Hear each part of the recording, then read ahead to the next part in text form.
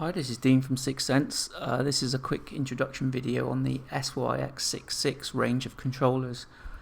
The hardware is a mains powered device and it carries 5 relay outputs. They've been pre-allocated on the hardware so that you've got 2 stages of boiler heating. They will auto-rotate on a weekly basis. You can set the number of boilers as well, so the default is obviously 1 boiler, and then you can opt to have that as a second stage as well. The VT pump is on the middle output K13. This will run for frost protection purposes. There's also an exercise routine if the pump hasn't been utilised. Same for valve open, valve closed. There's also an exercise routine for that as well. And if there is a heat dissipation activity, the valve will remain open to dissipate any residual heat. During heat dissipation mode, the hot water will be disabled because the boiler may be used to heat the hot water as well. So that's a standard feature that came from the Drayton DC1100 product.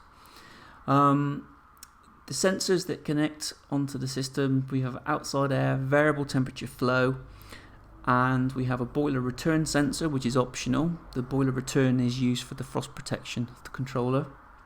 Boiler flow is used for temperature control of the boilers. If you don't have a boiler flow sensor, there is a software setting in the controller where you can say that the boiler flow sensor is not available. That means that the boiler outputs will remain energized whenever there's a heat demand. Obviously there will be no flow control over the boilers at that stage. The boilers will be controlling on their own thermostats. In terms of digital inputs and overrides, moving down to the bottom of the controller around pin 27, there is a pre-configured input for a day extension override. This will work to override the mode of the controller into a day mode as long as that input is closed. Now this isn't a permanent override. The day override mode is still under the influence of high ambient temperature or like high ambient economy mode. It's also going to be disabled if the space temperature goes above its high limit value. So just because you put something into day extension mode, it doesn't necessarily mean the heating will run, subject to the other economy functions. There is an auxiliary input on terminal 29. Now when you set up the controller, we can choose one of 4 modes for that input.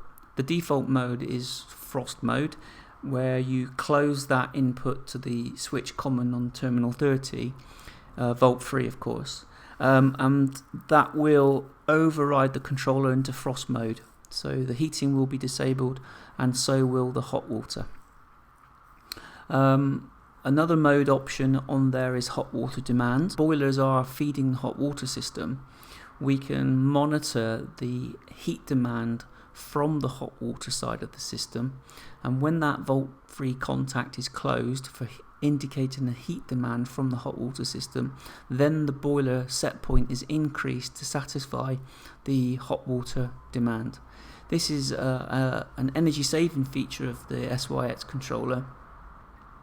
And it means that when we have a boiler linked scenario of hot water control, that the boilers can change their output to match the variable temperature circuit, but when the hot water is in demand, we can ramp the boilers up.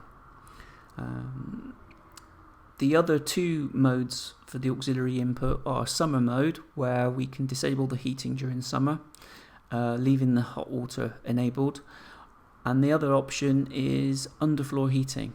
When we are driving an underfloor heating situation from the SYX controller, we can use the pump output to enable the manifold controller, but we wait for the manifold controller to initiate a heat demand back to the SYX controller, at which point we will then start the boilers and start to modulate the variable temperature circuit.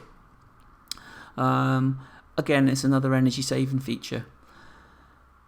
As we move across onto terminals 31, 32, there's our 2 room sensors. The common connection for those 2 room sensors is terminal 33.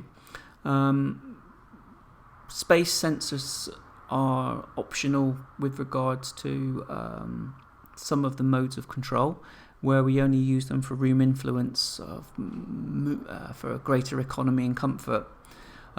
If you're using the optimizer compensator mode, then you will need a room sensor connected. We use that to calculate the warming up rate of the system and to provide better energy performance of the optimizer. The SYX controller also allows on terminal 34 a 0 to 10 volt output. Now this is a very nice feature for, again, it's selectable on what you use it for, but it's predefined in software initially to be used as a variable temperature valve control.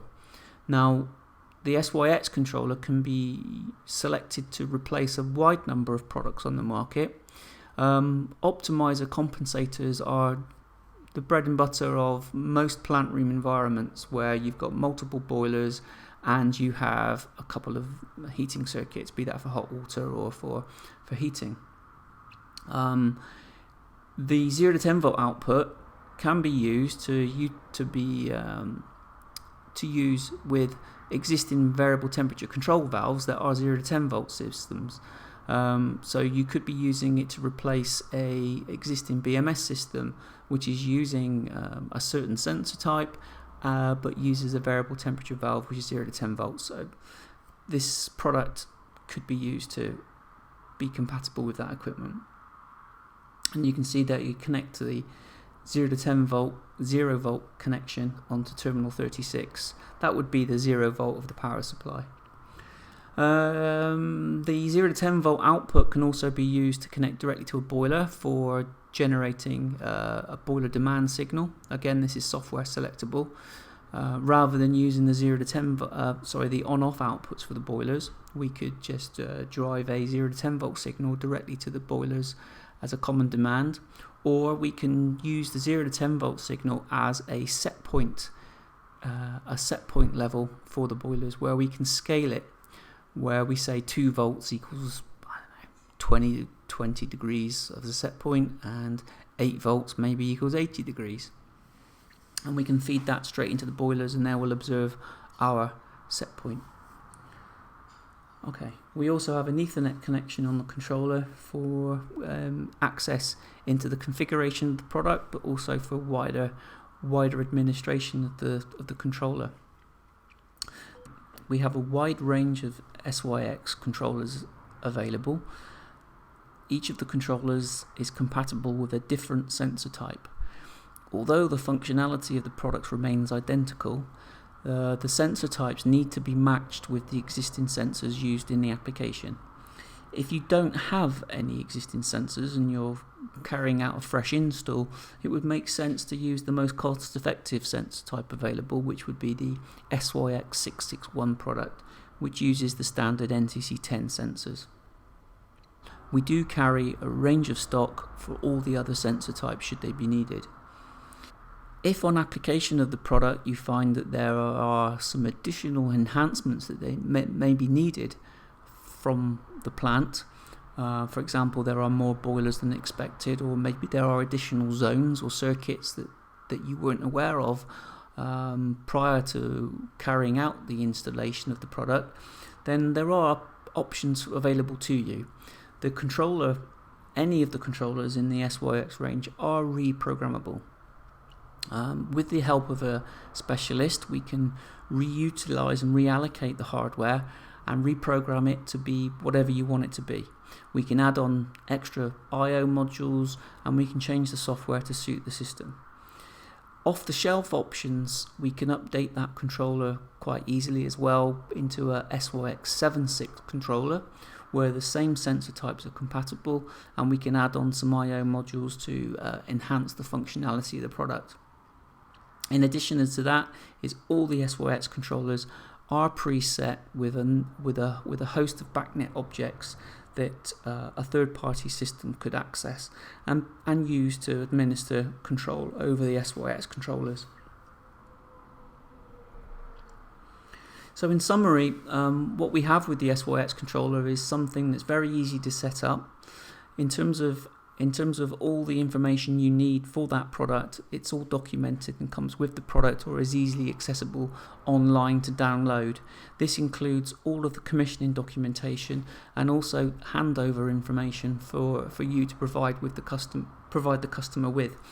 In terms of the commissioning documentation, we provide a step-by-step guide, and we encourage people to complete that guide manually and leave it with the controller should there be a need to review settings or administer discussions about why parameters have been changed from default. We can actually put notes on that and explain to the customer why we would have chosen a particular parameter.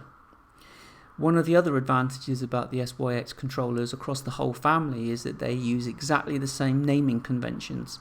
So each controller that gets deployed, you can be familiar with that product no matter where it's been allocated in the system or wherever in any particular geographical location. And this is the same whichever interface you're going to use. So we offer logging, temperature logging. You'll get around about 200 to 250 parameters of data record per trend curve which has been active. You get an onboard web browser which is free of charge. There's no license fees with this product. What you get out of the box on day one is exactly what you retain rights over for the life of the product. Simple overrides, simple wiring. It's flexible in terms of its application and also in terms of its field wiring compatibility. It can be switching 24 volts, 230 volts or volt-free contacts, which makes it very, very easy to integrate into existing systems. In terms of its application, it's able to control one or two boilers, a simple VT circuit. The boilers could be directly compensated, or you can have control over a VT valve, be that drive open, drive close, or you can have it as a 0 to 10 volt signal. In terms of room sensors, we can utilize up to 2 room sensors, and we can also have control over a hot water calorifier, be that standalone or integrated by boiler demand connections. Standard connection information of the controller is worth covering at this stage. We have an inbuilt web browser which we can access with any web browser utility, be that on a laptop or smart device, as long as you've got access to the network that the controller sits on. You can access it on 192.168.1.99. If you were to discover it with a backnet browser, that would, out of the box, it would come up as device ID 99. And the user passcodes we have on all the SYX products. User 0 is the basic levels of access, which is the default on the controller, which is 4 zeros.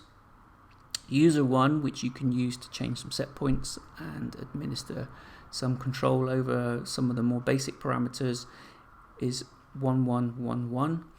And to set up the controller and administer full access and overrides over the controller, we will log in at user level 2, which is 0112. I'm now going to sort of end this video, but it will be continued in another session depending upon how you want to set the controller up. I'm now going to split off and cover 2 separate videos, one setting up a computer to access a controller and then run through the setting up of it, and then we will do exactly the same setting up condition but using the controller interface. Okay, thanks for your time.